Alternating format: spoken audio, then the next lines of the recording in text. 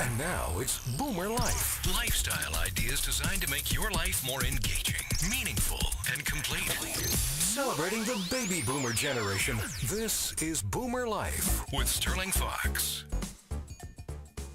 Well, hello, and welcome to Boomer Life here on AM 650. Today on the program, we're going to talk about diamonds and the distinct possibility that many baby boomers, many of whom are listening to this program right now, will sometime soon come upon an inheritance which will likely include jewelry. And, in many cases, jewelry that has been passed down from one or more generations. I'm thinking of some pieces in my wife's jewelry case as I speak to you right now, and there are multi-generational pieces in there. Well, you know, we've all seen those TV shows where the value of items are determined, like the Antiques Roadshow, stuff like that. One of my favorite viewing moments with those things. And in studio today, we're delighted to have one of those people. Stephen Ben-Oliel is principal with Canadian Estate Diamonds and Canadian Noble House Diamonds, and is returning to join us on Boomer Life. Good to see you again. Thanks, Sterling. It's a pleasure to be here again. Well, it's nice to have you back.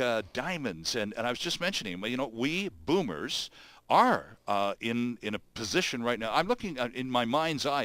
I'm looking in my wife's jewelry case, and she has a couple of pieces. Her mom's family came from Massachusetts. So she has pieces going back to the mid-1800s that have been passed down from mother to daughter for, you know, multiple generations now. And a couple of them are, well, they're pretty nice-looking diamonds, you know. So let's start with that. Let's start with the fact that a lot of us, even if we haven't inherited them yet, are likely to inherit considerable quantities of diamonds. This is huge stuff, isn't it? Sure it is, Sterling. We touched a little earlier on the fact that perhaps the best of the world production of diamonds that we ever will see is already out of the ground and sitting in safety deposit boxes around the world. So when you think back to styles of clothes and jewelry, they're pretty much changing all the time. Sure. And a lot of what somebody would inherit should probably be upcycled for today. So that means perhaps a new design setting for the diamond, and in a lot of cases, in fact most cases, a diamond's cut today, the perception of what is ideal and around brilliant is much different than from the 1800s. So sure. if a diamond gets recut to a more beautiful diamond, it loses weight, of course, to do it. But right. If you think about those safety deposit boxes, some of them are probably sitting with untold wealth that people have yet to discover. Now, because you were just mentioning, Stephen, that styles and trends and things change with the evolution, if we have, and I'm thinking back again, and I have this specific piece in my mind, if you have an older piece, that's still some nice chunks of stone in there, but you say that, you know, to cut it and to modernize the look would be to the advantage of the user. So how does one know if the stones that I either have or am likely to inherit are the type that could be modernized, how much they're worth, and most importantly, who do I trust to give this incredibly valuable multi-generational heirloom to quote, modernize? Right. You probably should start with an independent appraiser, a gemologist, or you could come to a company like ours, and there's a machine today called a sarin, which does a light wrap, a laser light wrap on a diamond, and will tell you what weight loss there will be exactly down to the point to turn it into the modern ideal brilliant. Okay. The rule of thumb with an old mine cut, that's the name for something over 60 years old, is usually in the range of a quarter of its starting weight. And you think, well, that's a lot to lose. But on the other hand, you would have that in the value of the new diamond is increased so much in value, it makes sense to do it on two levels, on the level of beauty and on the value of the diamond. So the diamond can become more valuable even if it weighs less because it's cut more attractively. That's correct. Interesting. And so diamonds aren't like fine wines then, Stephen. They don't age and improve in value simply by being left in a dark, dusty corner. No, but they don't lose their value. They don't go bad. And for the most part, a big diamond, a 3 carat, a 5 carat, over the last 5 years has doubled in price. If it's a high quality. And the reason being the demand in the world today, and that for the most part is driven by China, is exceeding supply. So we're going to see major shortages over the next 5 years in the big and the beautiful. Okay, and I want you to tell your story about the north and all the diamonds up there, but you did this last time you were with us, and it's a perfect opportunity to revisit this popularly held conspiracy theory myth, and Right. that's about the price fixing of diamonds. And it goes back to De Beers, I think, really, Stephen. They had all of the diamonds. They had the World Diamond franchise, basically, all to themselves for 100 years. So Right. then the rumor or the conspiracy theory is, over that time, De Beers literally filled banks and vaults and huge storage facilities with more diamonds than the mind could ever imagine. But they hoard them, and they only release a certain amount every year in order to keep the price elevated. Is that the case? You're just saying, wait a second now, there's a world shortage coming. Square that circle for us, please. It was the case. De Beers no longer is a monopoly controlling the industry, and there was an upside to what they did. They would hold back supply for your investment as well. If you'd spent $20,000 on a diamond this year, you wouldn't want to see the world flooded with them next year. So in some ways you would call it price fixing, but it was also about tending to your investment and the value of what you'd bought. Okay. And today there is competition. I would say perhaps a little bit of price fixing at the international level, but for the most part, especially the aftermarket, there isn't price fixing, and there's competition in it. So the Chinese with 300 million new middle class like diamonds. Yeah. In the 90s with the people coming from Hong Kong, they really drove the diamond market of Vancouver because they wanted high quality, large diamonds and very discriminating consumers. Today they're more so, and they're more wealthy. The whole of mainland China has now access to more money, so the whole diamond world has focused on China. Interesting stuff. So there, by 2017 is the latest configuration of speculation that the shortage, a worldwide shortage, will actually be noticeable. That's right. That's That's coming up fast. It is, but if you think of the African pipes, the great ones, the Kimberley, the Premier, they've run for 100 years. They're in their twilight years. A diamond mine being the top of a volcano, it plays down in its production because a volcano from the surface is carrot-shaped, so it narrows as it goes deeper into the earth. Okay. Your mining costs get higher.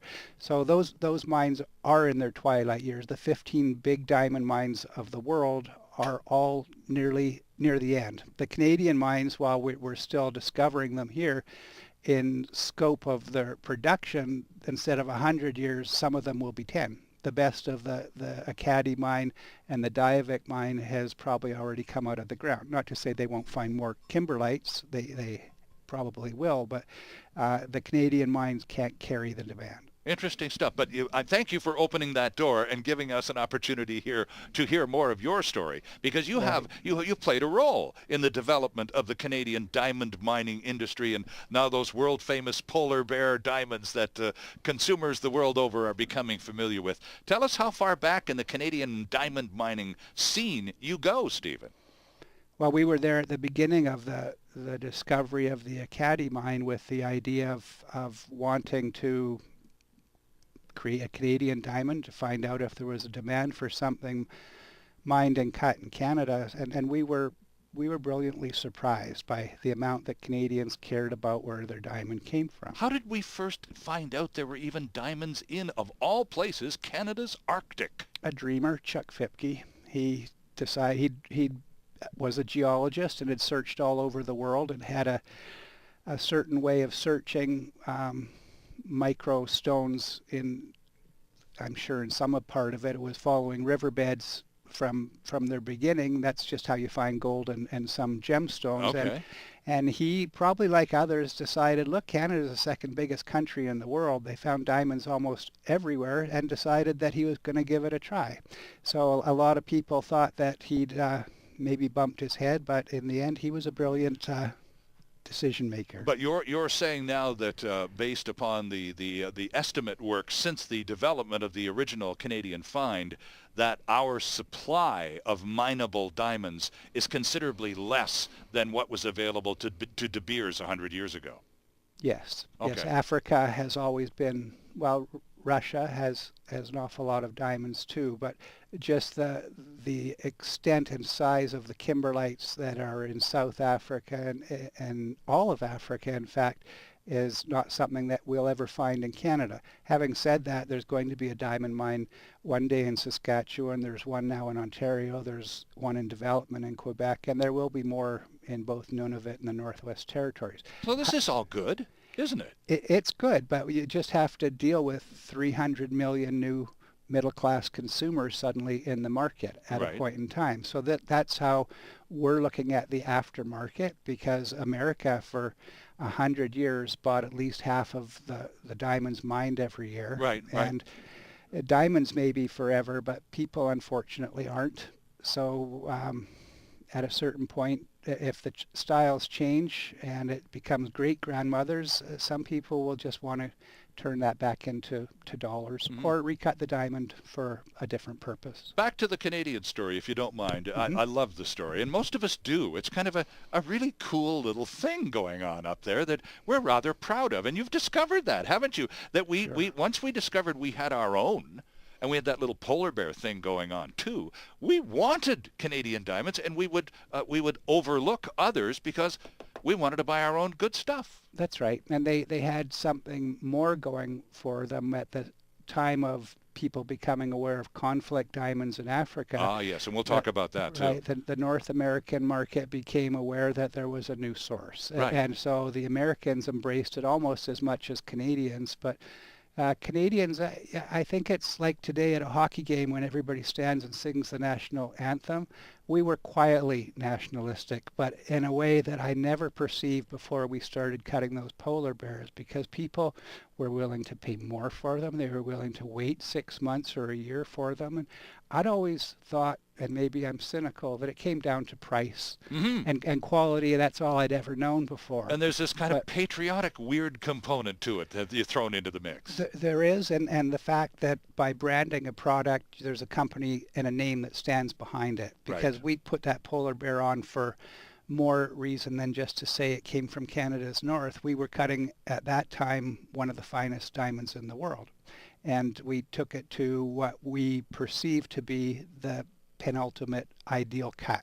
So Canadians, whoever bought a polar bear diamond, will know that through the years they've got a beautiful diamond. That was our goal, and we did it, and that's what I continue doing today. We're cutting new designs and styles of diamonds, the likes of which most people would never have seen before. But you know, Confucius says that may you be blessed to live in interesting times. And in the world of diamonds, Stirling, these are interesting times. I'll bet. We've got more new cut designs in the American Patent Office than in the course of history. And technology and the advent of lasers and cutting diamonds have taken what could be and will be in the future of a diamond's cut to something that people never imagined before. If it's the color in a diamond, the colors, the diffracted spectral colors that you like, well, that can be turned up, if you will. We can put diffraction gradients on diamonds. We can put grooves. We can serrate edges. And this is because for the first time we found something that will cut a diamond that was never available in the past. Lasers can cut cross grain. Right. And in the past you couldn't do that with a diamond. You could break a diamond by hitting it on the grain, but as I told you before, in the factory for the most part of today, and certainly in all of the past, diamonds, you wore away a facet with another part of a diamond, either the diamond dust or another diamond set up in a dop that would because the only thing in the world capable of cutting a diamond is another diamond. That's right. They're 9,400 times harder than a sapphire or a ruby, which is corundum, and that's the next hardest thing in our world. So that set a diamond at a disadvantage to being fashioned into the most beautiful gem that it could be. So there will be, these are the times when you could have something nobody's ever seen before in the cut of a diamond, and the day of the designer diamond, if you will. Interesting stuff. And all because of laser technology. That's right. That's right. And so to be in the position where you can develop a diamond that's going to have perfect light return using that and using robotic diamond wheels, what once was a factory of 100 can be a factory of 2 or 3 technologies. Right. So that's not going to create a lot of jobs, but it's going to create a more beautiful diamond. Well, now you're talking, though, about the Canadian diamond mining industry and the existing facilities in the north and the one coming in Saskatchewan and the other one in Ontario and now one on stream in Quebec and so on. So there are jobs, just not the same kind, not in the cutting rooms anymore, not as many, but out in the fields there are more mining jobs. How recent is the Canadian story? When you were up north and Chuck Fipke was up there scouting around and scouting for diamonds, how long ago was this? This is all terribly recent. It's in the last 10 years, 10 to 15 years. And what they've built up there and developed on the tundra is amazing. It's you can fly into the Diavik mine in a 737 and you're in a place above the tree line, and they've built this mine that is a connection of pods with amenities inside that you wouldn't believe could exist. Think of they've got a 5-kilometer dike around the Diavik mine that extends out into Lac de Gras, and it's refrigerated.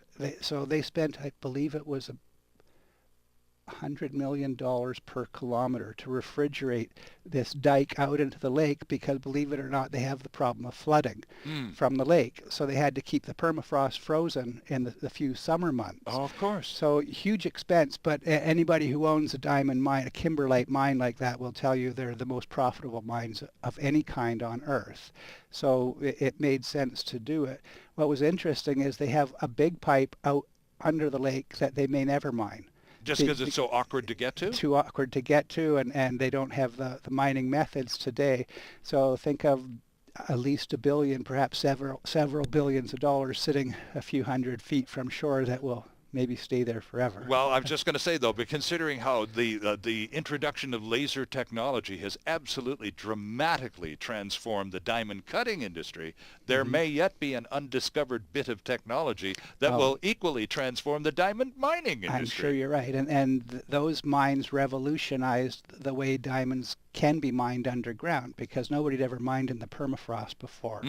So that I'm sure they will one day, the economics will be there to let them tunnel deep enough into the ground and out under the lake to get to that kimberlite pipe. Need to take a quick break here, but just before we go, Stephen, what is your current connection to all of those wonderful diamond mining activities I've in the moved north? on from the north. My interests lie in Vancouver and in Africa. Okay, and the two companies, Canadian Estate Diamonds has one function, and it's Canadian Noble House Diamonds. That's the cutting company, isn't it? That's correct. And that's the place that we make diamonds people will never have seen before.